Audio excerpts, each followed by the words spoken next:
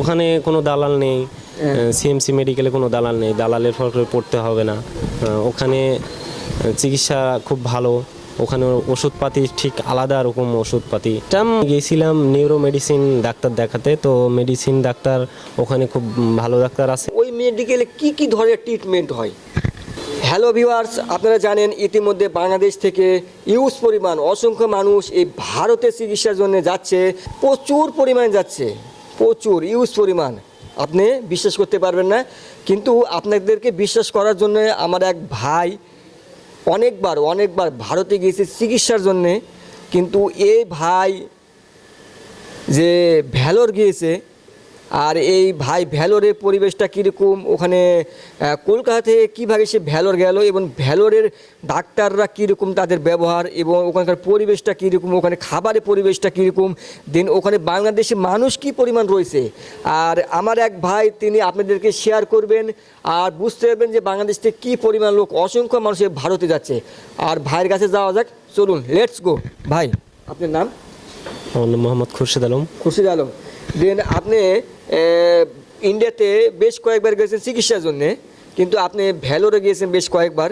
কিন্তু একটু দর্শকদের বলুন, আপনি যখন ভ্যালোর গেলেন, কিন্তু ভ্যালোর যাওয়ার আগে আপনি যখন কলকাতা থেকে যখন ভ্যালোর গেলেন, এই ভ্যালোর কি আপনি ট্রেনে গিয়েছেন নাকি কোনো প্লেনে গিয়েছেন?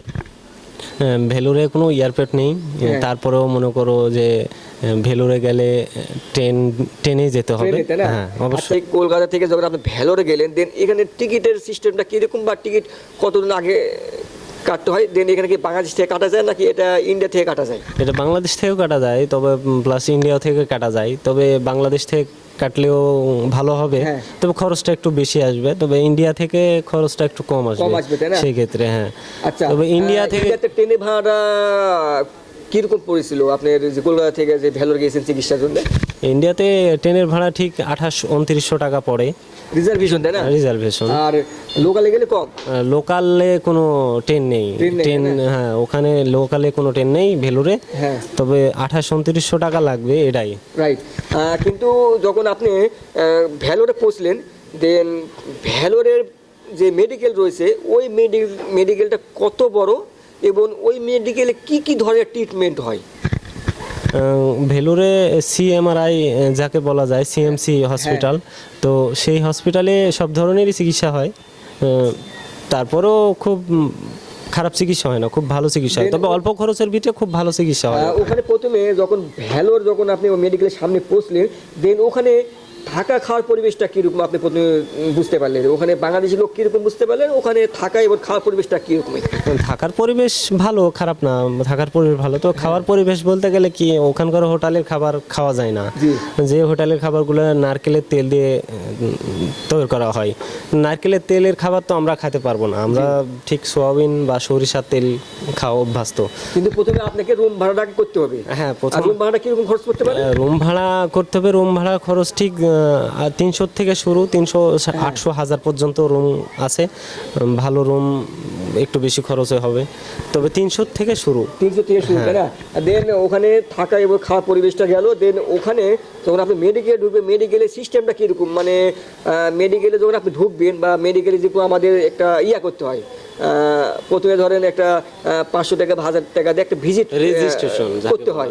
দেন ওখানে পরিবেশটা কীরকম দেখলেন? ওখানে পরিবেশটা অনেক ভালো। ওখানে পরিবেশ বলতে গেলে কি, প্রথমে রুম নিতে হবে, রুমের পরে তারপরে পুলিশে ইমিগ্রেশন করতে হবে, তারপরে মেডিকেল সিএমসিতে রেজিস্ট্রেশন করতে হবে, তারপরে চিকিৎসা শুরু হবে। ঠিক আছে, তো ভেলোরের এই একটা খুব ভোগান্ত হয়, এটাই করতে হয়। ওখানে ওই এরিয়াটা কত বড়? মেডিকেল এরিয়াটা কত বড়? মেডিকেল এরিয়াটা অনেক বড়। কিরকম? মেডিকেল এরিয়াটা অনেক বড়, ঠিক, হ্যাঁ, অনেক বড়, তবে লোক অনেক বেশি হয়। হ্যাঁ, অনেক। বাংলাদেশি লোক কিরকম দেখতে পারেন? বাংলাদেশি লোক মোটামুটি 60%। 60%, তাই না? 60%।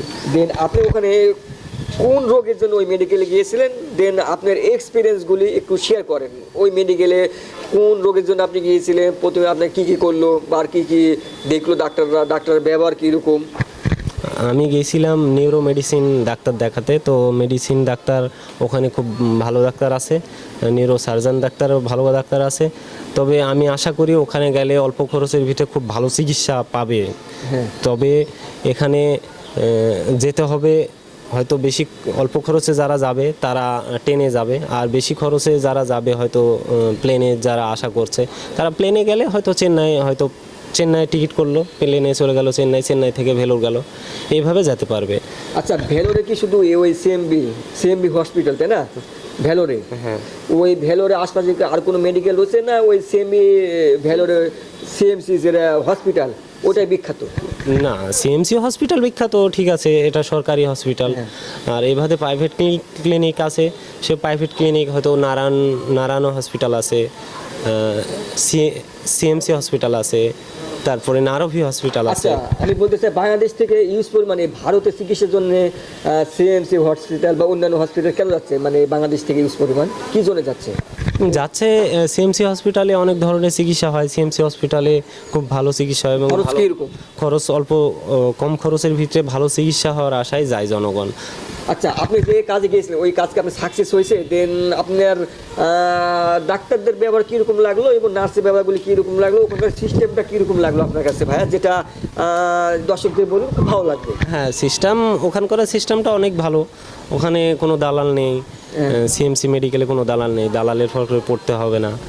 ওখানে চিকিৎসা খুব ভালো, ওখানে ওষুধপাতি ঠিক আলাদা রকম ওষুধপাতি, যেমন সাউথ ইন্ডিয়ায় একরকম ওষুধ, পশ্চিমবঙ্গে একরকম ওষুধ, তবে ওষুধপাতি ঠিক অন্যরকম, সেজন্য ওখানে মানুষ যায়। কিন্তু আমি একটু বিষয় জিজ্ঞেস করতে চাই, কারণ ওটা হচ্ছে অন্য ভাষা, বাংলা ভাষা না।